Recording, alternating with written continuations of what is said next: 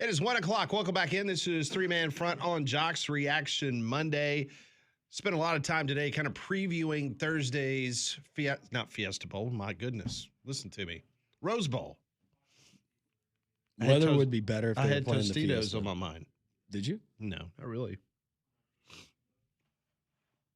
And I got something else going on. What's going on now? You got something else? Know. You might have given me something. Did I?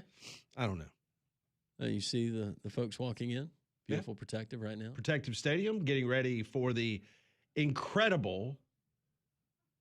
Oh, look who's doing the game. Stench. Yeah. Well, I was mainly thinking about Taylor Zarzour. Oh. Mobile's own Taylor Zarzour during the game here at Protective Stadium. So we talked a lot about the Rose Bowl coming up on Thursday. Also, the breaking news story out of Auburn that all indications are that Cam Coleman, outstanding receiver, is headed to the transfer portal. So that's some of the topics that we've been discussing today. Yes, it is. And those topics we will discuss with the coach, Coach Bill Clark. And he is presented by our friends at Donahue Chevrolet. Coach Bill Clark on Three Man Front is brought to you by Donahue Chevrolet. Learn more at DonahueChevrolet.com. And now, Coach Bill Clark. And Coach Clark joins us on the Higginbotham Hotline. Coach, I trust that you and your family had a very Merry Christmas. Yeah, we had a great one. I hope you guys did. We certainly did. If we could we go back to, it seems like it's been a month since we played the last game, Alabama and Oklahoma, but the matchup, the second matchup that we saw in Norman, it differed much from the first one we saw in Tuscaloosa. What did you see immediately from that Alabama team? Not immediately, because that first 15 minutes was bad, but what stood out to you about what changed about Alabama then versus what we saw earlier in the season? Well, I think they made a great decision. Obviously, getting some guys well helped them a whole bunch, but I think, they changed their tempo. We talked about that. They got out of the huddle. They did the short huddle or the sugar huddle and got in and out of the huddle. And I think obviously the first touchdown really kind of got them going. But, the fact that Oklahoma had the extra week on them really probably showed up real early. But, just perseverance and really starting to look kind of like their old self. I thought defensively, once they got through the early part of the game, I thought they really settled in and played well, which, really I think their defense has played well all year. And of course we still got, running game questions, but I think that came on and just the changes they made, getting that first touchdown, they really got them kicked off. Would it give Alabama, at least the coaches and the players as they're preparing for Indiana, you put them on film and you listen to the coaches over the weekend, and the coaches were like, just like their numbers point out, Indiana, they do not make a lot of mistakes. And defensively speaking, they're as solid as you're going to find anywhere. But because of that second half, especially against Oklahoma and playing the likes of Georgia and Oklahoma back-to-back, do you think that Alabama has a little bit more confidence with their offense moving forward now that they're playing an Indiana team that, let's be honest, they did not play the toughest schedule? No, they didn't. I would think there would have been a lot of jury out on Indiana if it had not been the Ohio State game, and they played so well in that game. And I think the thing that stands out about them is just their efficiency. They don't turn the ball over. We talked about on my show, I think just they really understand down and distances and where they are on the field and people understanding just what goes with all the scenarios. That tells me how well coached they are. I've been impressed with their defense, really, for the past few years. But let's look at who Alabama's played week in, week out. I think they now are starting to get well. They've had a little bit of extra time off and really, you could, once again, I keep going back to that opening score, but it was like that's what gave them their confidence back. So, I think we got a great game on our hands, and I think they should, Alabama's going to have a lot of confidence just on who they played all year and then how they finished in the last game. Coach Bill Clark, presented by Donahue Chevrolet, joining us on the Higginbotham Hotline. Coach, Pat and I know how meticulous you are, and every stone is turned over. Attention to detail. With Indiana having the layoff, the last time that they played, they beat Ohio State in the Big Ten championship game. Your quarterback wins the Heisman. A lot of talk. You've been just waiting, preparing, waiting. Would you rather have it that way, or would you rather be in the spot having already played a game like we had with Kalen DeBoer in Alabama versus Oklahoma? I think any coach worries about that because it's just such an unknown, and I don't care if you've done it Obviously their head coach has been at least seen that, been part of that when he was at Alabama. So if you're a good coach, which he is, they've got their staff, has been very impressive. You would think that extra preparation time is something you want. You got a chance to get everybody well that's possible to get well. So you just don't know. There's a lot of unknown. Alabama, is from the fact that they were kind of, going, trending downward, at least offensively, to have that confidence boost. Like I said, there's a lot of unknown, but, I would think Indiana feels like, all right, we've had a chance to really look at everything, spend extra time on Alabama, get people well. So they would have to feel good about that, in my opinion. In regards to the Alabama running game, we've discussed it multiple times with you, Coach, about when you watch that Alabama, is it the offensive line? Is it the running back room? The running backs just aren't hitting the holes quick enough. They're just not doing what they need to do from a running back standpoint. Alabama did find a little bit of success against Oklahoma. Do you think it's going to be the same old for this Alabama offense? Because we're already obviously 14 games into it. It is what it is. But do you see Alabama attempting to do anything differently to try to get that running game going? I think they've really become a team that the pass sets up the run. I think there's a lot to be said about that. You just got to give the effort, and the effort means more than just, we're going to run a few but the inside zone and run the ball between the tackles where it's not all perimeter soft runs. I think we saw more of that in the last game. You've got to put the ball inside, and if you don't do that, I think you see kind of where their running game has been. So I thought there was a more concerted effort to run the ball inside with inside zone and some other schemes in there. So, I think going into what they did in the last game, I think they've shown they can run the ball again. Is it to maybe what everybody wants to be 50-50? Maybe not, but, maybe enough with them throwing the ball well that it sets everything up for them. We talk a lot about Alabama, but watching this Indiana team, and we've been so impressed, Coach, with what Cignetti has done since he got to Bloomington. But what do you still have questions about when it comes to Indiana? I think it's just the weekend. NFL, everybody has in America is that league versus the SEC, and it's not a question of the individual, as we've seen with Ohio State and maybe Indiana now, that they can win these games. It's the fact that they hadn't played those schedules week in, week out, which maybe it's more of a fairness component than it is anything else. I tell you, the Ohio State game really impressed me. I've loved watching them, just how they do the little things and the details. And obviously they've had guys that have been in that system for years that transferred in with him that are probably seniors now. They've just been very impressive. I love how they play. I love how hard they play. They're very solid, and they do a lot of the little things. So I think it's going to be a great game and going to be one fun to watch, especially with Alabama, I think, offensively trending up and their confidence trending up.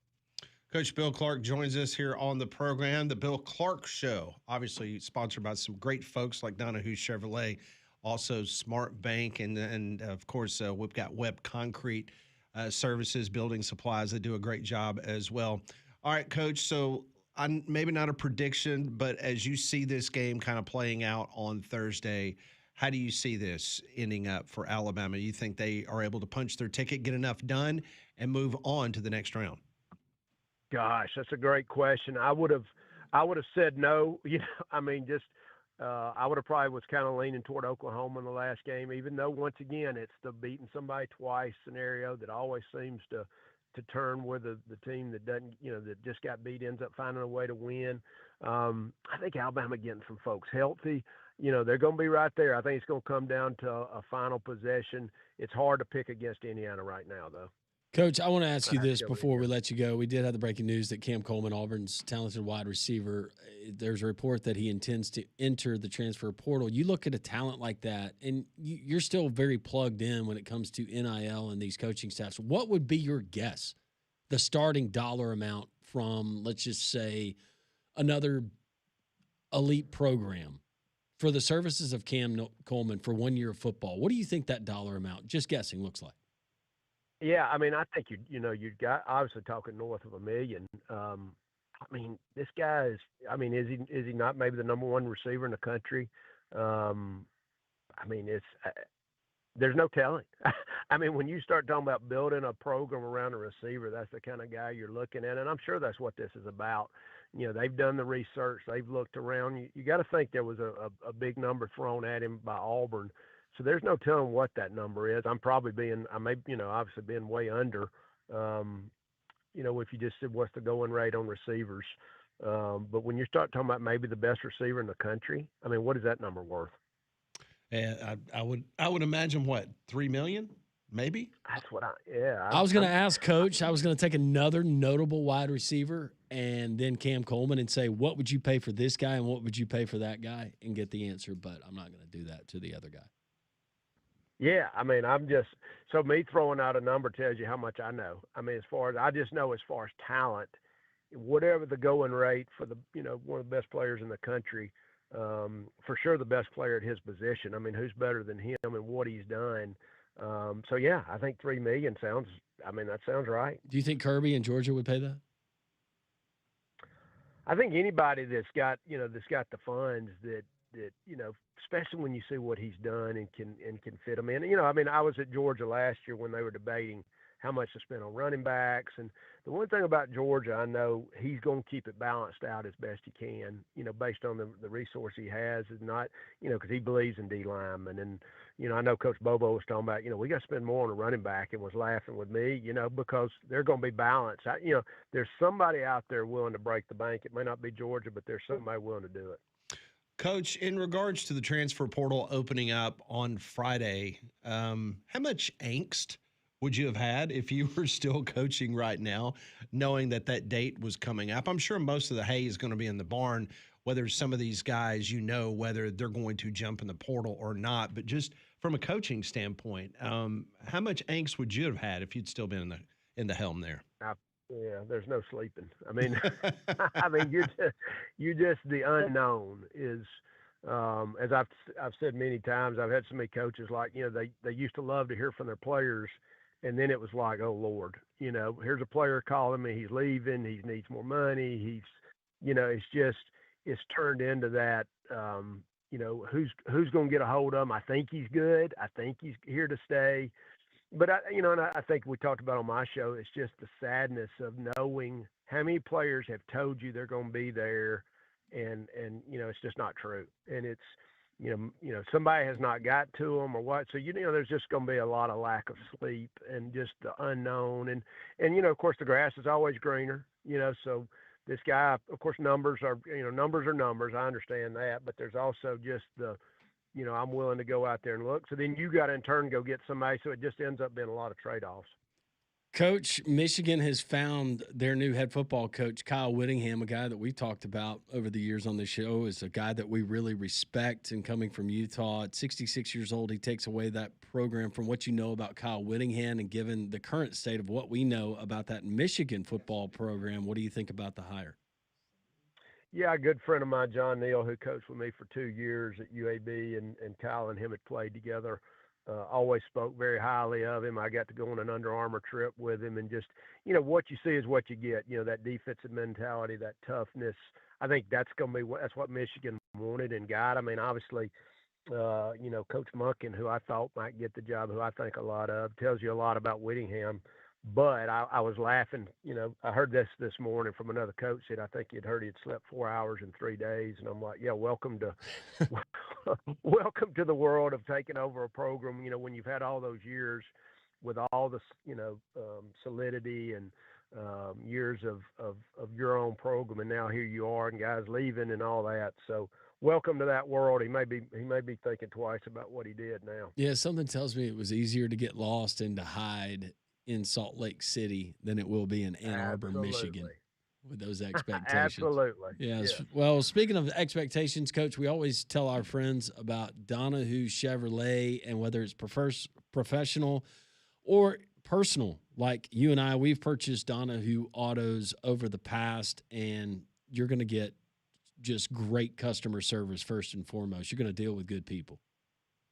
Yeah, and that's Chris, and what they've done at Donahue, and I know it's been a family business for years and years, and and that's what you got. You got people you can count on and trust with obviously great Chevy products. So check our guys out at Donahue. They're going to take care of you. They got that 1500 ZR2, the new 2026 Chevrolet Silverado that right now you're getting close to $11,000 off of manufacturer's sticker retail price. That is, or suggested retail price. DonahueChevrolet.com. Coach, we always appreciate it. Happy New Year to you and your family, and we will see you on the Coach Bill Clark Show.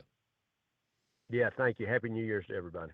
Happy New Year. Coach Bill Clark, once again, Donahue Chevrolet, DonahueChevrolet.com, joining us on the Higginbotham hotline. You know, there's solutions that are built for you. Higginbotham is your one-source solution for insurance, financial, and HR services. A lot of reaction. Cam Coleman reportedly going in the portal. Other news and notes we'll get to as well. Three-Man Front continues.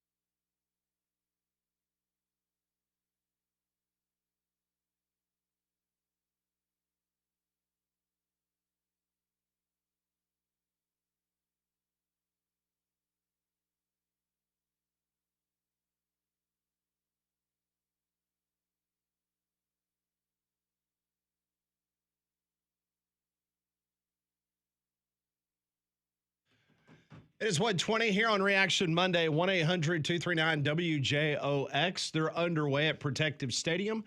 6:30 to go in the opening quarter. 7-0. Georgia Southern. Georgia Southern was around a 9.5, 10-point favorite in this football game. And App State was not the first choice, but they decided that they would suit up and they would play, and we're certainly glad that they do. But, yeah, you're early on, Georgia Southern, that's a team that they like to score a lot of points when you allow them to. Mm-hmm. App State, they got the work to do. But looks like, from what I've been able to tell from the stadium shots, looks like a more than a decent crowd. Mm-hmm. Very much so. 205-834-9450. Cam Coleman reportedly entering the NCAA transfer portal. I was seeing Justin Hokanson, some others from Auburn Sports, that Auburn remains hopeful that they can retain those services, but it remains to be seen what Cam Coleman looks like in that market. We were just discussing that with Coach Bill Clark, presented by Donahue Chevrolet, and right now On3 has him as their highest rated player, period, in the transfer portal. So I thought this was interesting because while y'all were talking to Coach Clark, I saw this on social media. So Eugene Asante, the former Auburn Tiger, he posted this on Twitter an hour ago.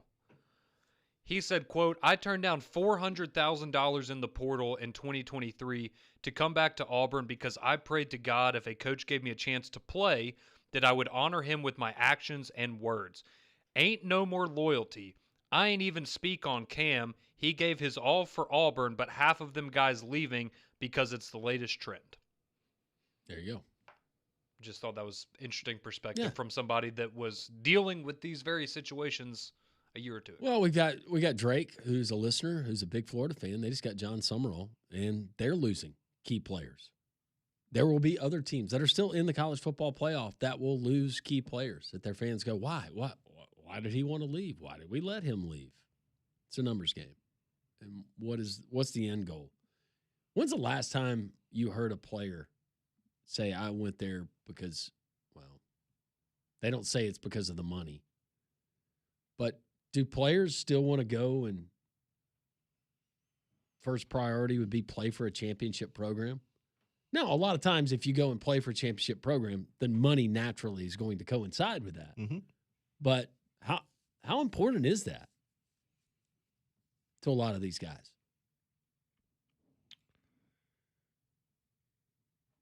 Well, the old recruiting for both Alabama and Georgia was come here and we'll get you prepared to play on Sundays. I mean, heck, the bar could be pretty low for Cam Coleman. I just want to go somewhere where we make a bowl game. Well, and see, that's what I was saying, right? If you're somebody like that, does it almost behoove you if you say, okay, I could go to this school and get $4 million, or I could go, again, to Ohio State for $1 million, but you're guaranteed to be a success, right? And long term, is that going to pay more dividends to you if you're a top 10 pick in the NFL draft than making $4 million this year and being, the 25th overall pick in the draft? If right? I had the option to go to Ohio State for $1 million more, given what I know about their offense, the surrounding pieces, I'd go to Ohio State. But it brings up a good point of, right, how many of these players maybe that we don't know or in the future will players start to look at it as, okay, I'm going to set aside some money now, or I'll take less now because I know that school is going to get me to where I ultimately want to be. There just doesn't seem to be a lot of that. No. Who's going to pay me the most right now? Yep. That's what it is. You're exactly right. They continue to play in the first quarter at Protective Stadium in the J-Lab Birmingham Bowl, 7-0 Georgia Southern with a lead over App State, 3rd and 10 coming up. Already sold the $4,000 gold headphones? Yeah, those things are massive. Well, it had to be big enough to put over your helmet. True. I was thinking that, I guess you just wouldn't be able to wear them without a helmet on. Well, they're very big. Well, I got a couple, maybe a family member with a really big head. I bet he could wear it. I just wonder, do they also give you like a normal sized pair made out of gold? Also probably pretty heavy. Or do you take that and right now what you're getting for gold per ounce? I was about to say just melt it down into gold and,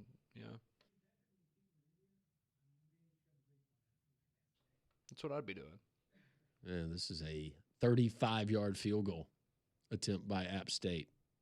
Right from the logo. He split the uprights. He sure did. He looked like Connor Talty. He certainly did. Do we get the celebration music for field goals? No, that was not listed. What? No. So the No specialist love just for kickers. No. maybe if it's like a 50-yard field goal or something. Oh, we got a flag. They Yeah. taking the points off the board? Of course they What are. are they doing? Oh, yeah. Back them up. Oh, false start. We're going to back them up 5 yards. Yep. 35 just turned into a 40. At least it's sunny Yeah. because we can hear the wind here on top of Red Mountain. That wind is going. Yeah. Of course, Landrum and I have a really good history with the Birmingham Bowl. We do. This is one of the very few times that we're not actually at the Birmingham Bowl doing a broadcast. Mm-hmm. I'm glad they moved it to Protective. Well, you and I did one from Protective, Well, outside of Protective. we did. That was kind of a cold day, too. All right. After the 5-yard step off, App State kicker. Hit the upright. Now we got another flag. Goodness. But now we got another flag. Was it offsides? Let's see what the call is. False start again. That's what you get when you got a 5-7 team playing in a bowl game. 2 false starts. That and then- coach is not. Oh, he is. He is upset. Kicker's like, what else? What else? Do I Now need what? to do? Okay, no. Now they're backing him up. So so now he gets a third attempt. So it's going to be. This started out. It was going to be a 35-yard field goal. Now he is kicking from 45. 46. Yeah. The Fridas. Mm-hmm. See, this is an audition. Maybe someone needs a kicker. AJ McCarron's there. Maybe he's looking at a. Oh, and And it's just short. golly, came up short. So that was big. That looked His like range was Sandell. 39 yards apparently. If you like the under of -52, then yeah, glad you missed that. Looking good right now.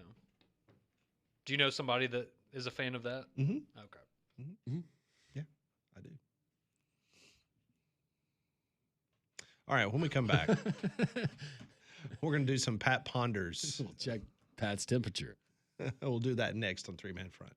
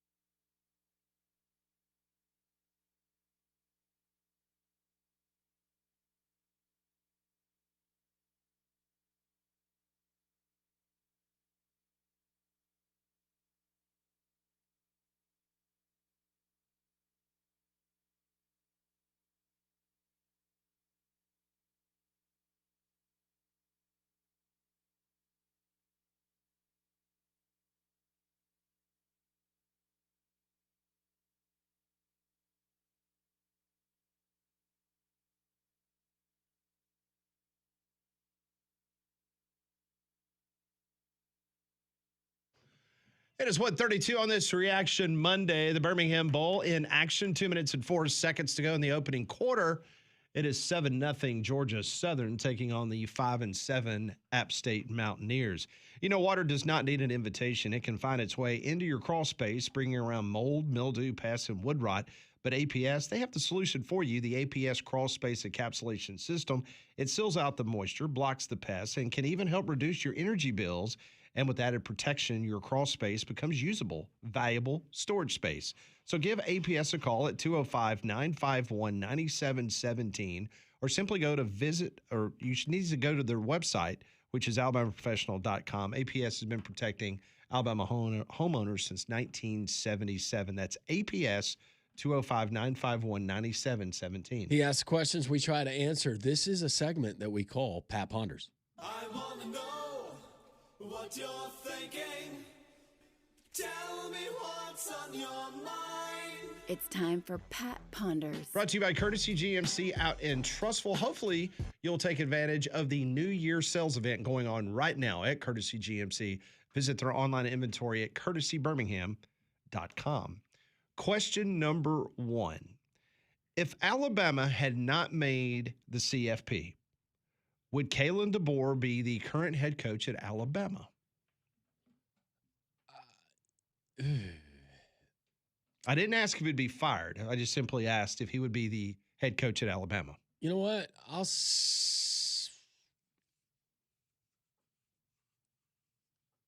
How long have you had this chamber or in the chamber? Oh, it's been in there for a while. I was about to say, I knew this is one of those you've just been waiting to ask this question. No, I don't. I think he would still be at Alabama.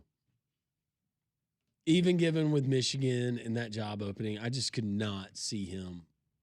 I go back to everything I said. I think Kalen DeBoer, he had something to prove and didn't want it to appear that he was tucking tail and running. He couldn't handle the pressure. Yeah, I still think he would. Now, next year would have been interesting going in. Yes, and he very well may have had the hottest seat in the country going into next year. But yeah, I think for everything that you just said, I still, again, he doesn't strike me as the kind of guy that would have wanted to run away from the pressure of Alabama. On top of the fact that, yeah, I think Alabama, they wouldn't have fired him. And you just look around at the landscape right now. Who wants to hire a coach right now? I want Pat to answer his own question on this particular question. It's the only one I want an answer to. What do you think, Pat? If you can't see him on Jocks TV, Pat has got this grin. He can't decide if he wants to give his honest answer or not yet. You have a semi-honest answer. A semi-honest? Yeah. Word salad us. He would not have been at Penn State. There you go. Yeah.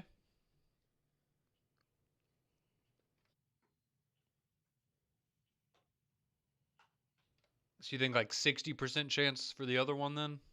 Or more than that? No, I would go a little bit less than that. Less than 50? No, Or about 50-50? I would 51-49. Fair. If that did, just hypothetically, that did play out, who's coaching Alabama?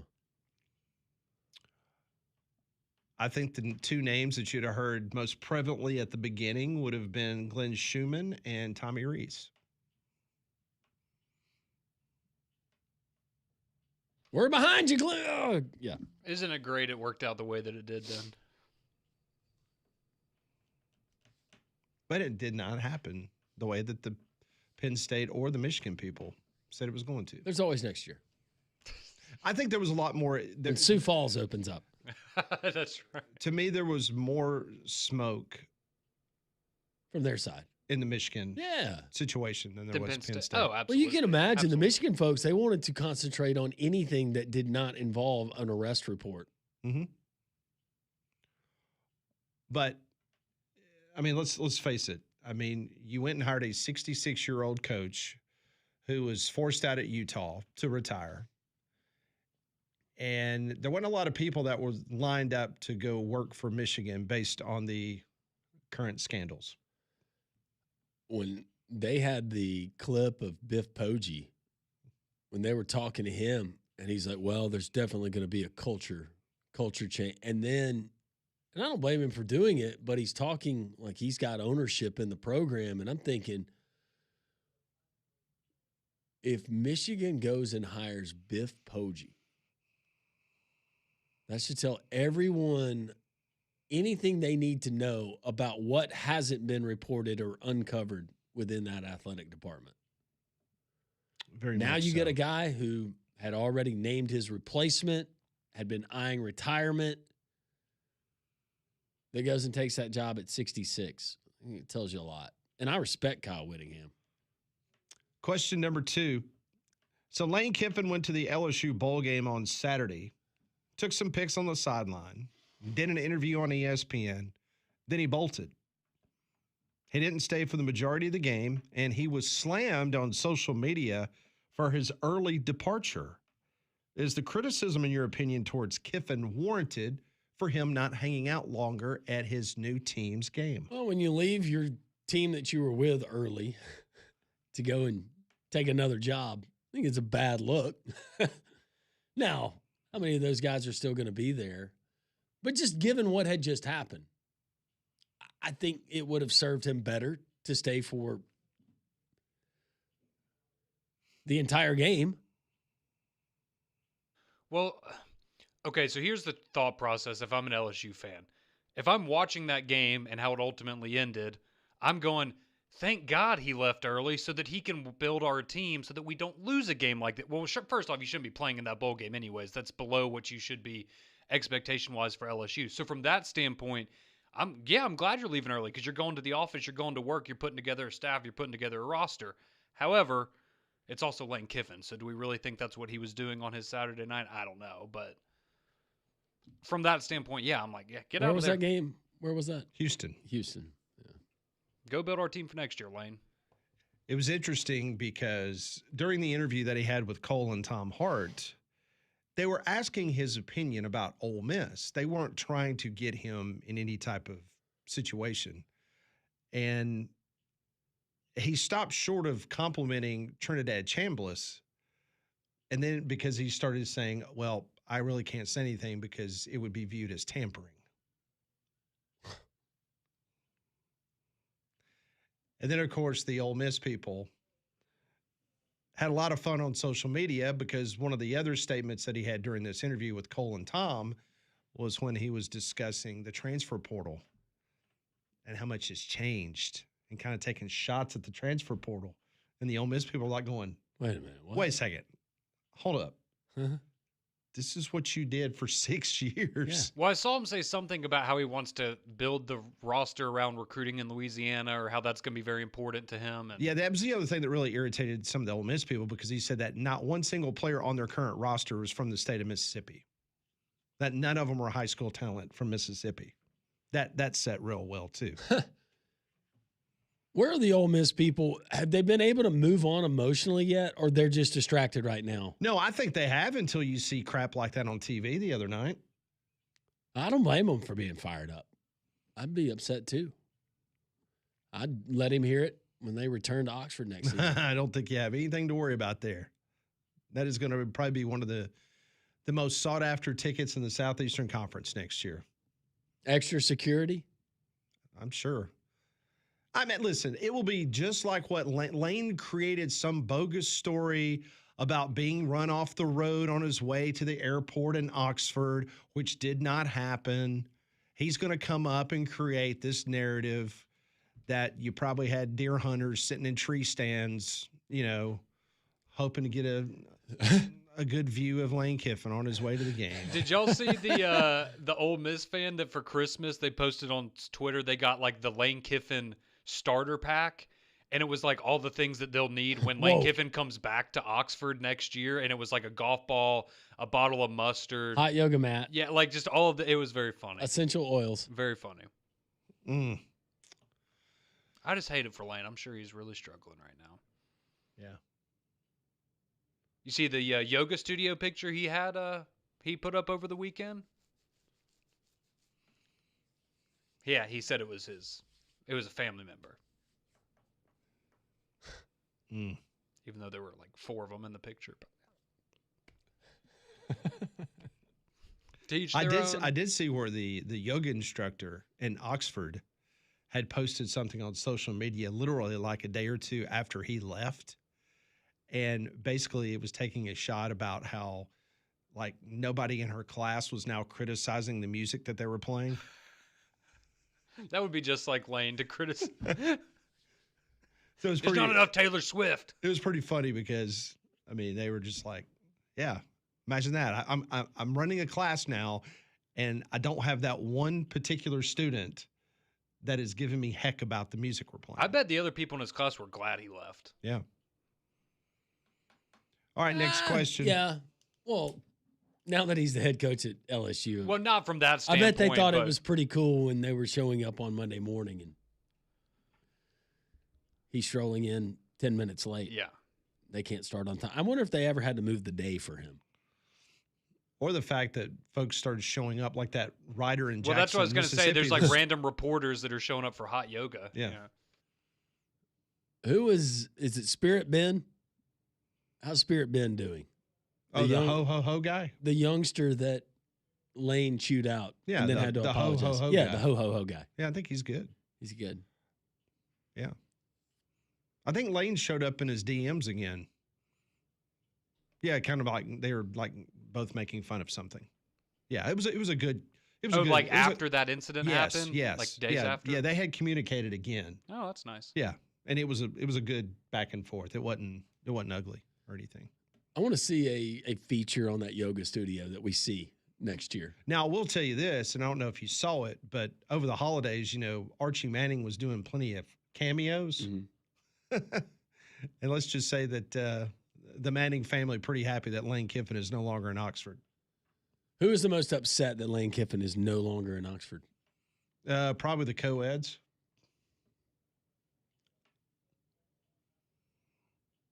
Am I wrong? Why are you shaking your head? No, I'm not. I just can't think of a better answer. than Every that. fall, 5 co-eds get the NIL opportunity of a lifetime. It's Lane Kiffin Island. I think they have a name for that when you pay for it, and I don't think No. it's NIL. No. Well, that's what they call it now. Oh, okay. Is that what they call it? It's street NIL. Come on. It's the oldest profession in the world. What are you getting for Way before NIL. how much does nil cost?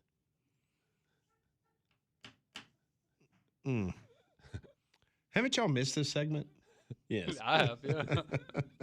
I feel like we created our own at one of my family get-togethers. Oh, man. It was like, wait, how did we get to here? All right, next question.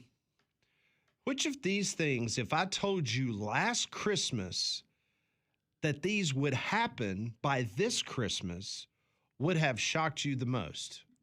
So go back to Christmas 2024, and I told you that these things would happen by Christmas 2025. Which one would have surprised you the most? Kyle Whittingham is the new head coach of Michigan. James Franklin is the new head coach at Virginia Tech. Or Lane Kiffin is the new coach at LSU. Definitely James Franklin. I think it's James Franklin because once he had reached and gotten multiple contracts from Penn State, just kind of view him elite coach, going to be an elite program, but for the way it all just snowballed in a hurry in Happy Valley and for him to be at Virginia Tech right now, yeah.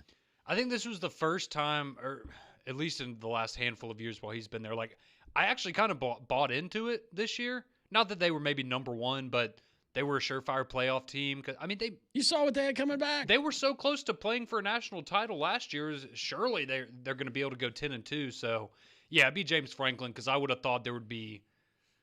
I don't know what I would have thought would have happened, but not for it to fall apart the way that it did. So yeah, I think that would have been the most shocking, just because Penn State seemed like they had a really easy path to the playoff. Final question on this Reaction Monday. That was what Kalen DeBoer was thinking about when he turned down Michigan Mm-hmm. and Penn State. You're right, maybe so. Did you guys watch more or less of the bowl season during the Christmas holiday long weekend? Less. Less. Just this year, it lost its luster. I don't know. Because I started thinking about it and the games that we had on, the matchups, and just feel like it's some of these games, they do feel forced.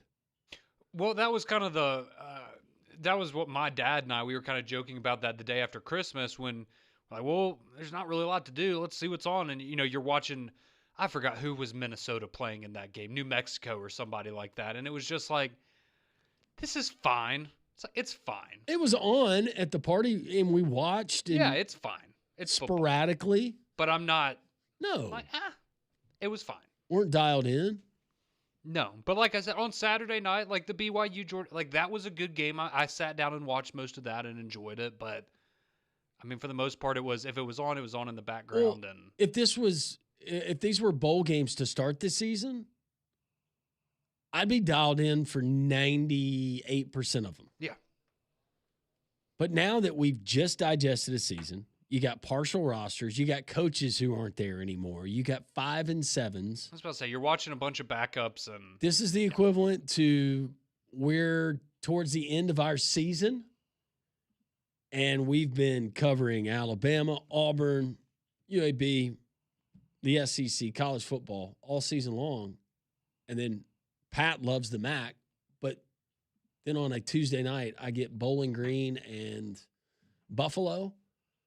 There's probably that point in the season. Yeah, I'm doing something else. I'm watching something else. Yeah, it's just kind of a disappointing. And then like I don't know what y'all thought of the NFL games on Christmas Day, but it's just no. I watched them. But now the NFL game last night. No, that was a great game last night. Give Fantastic. me that. Yeah. What about you? Kind of a dud. Did you watch the same amount? I guess you did. Yeah, I don't know why I'm asking. You did. Well, he's got to start saving up for Christmas next year. I know. That's why he's really happy it's still 7-0 at the Birmingham Bowl. You right better now. believe it. What was your big gift to Paige? Diamond necklace. Oh, Oh, nice. wow. Nice. Huh? Take that, Bucky. Well, Bucky got a new deal, so I mean he's got to up his game. No, it's one of those where I said, Bucky, I'm paying Bucky back. In You monthly bought her the installments. necklace. He bought her the diamond mine. That's right. Look, you have the rights to a diamond mine. This one's going to get ugly. The game? Yeah. Number 9 is very chippy. He is very he is tackling everything that moves, including his assistant coach on the sideline. And I see now why. Yeah. Georgia High School Wrestling State Champion heavyweight. There you go. All right. That's Pat Ponders, brought to you by Courtesy GMC and Trussell. Get by and see them off of I-459, exit 32. More 3-man front on Jocks.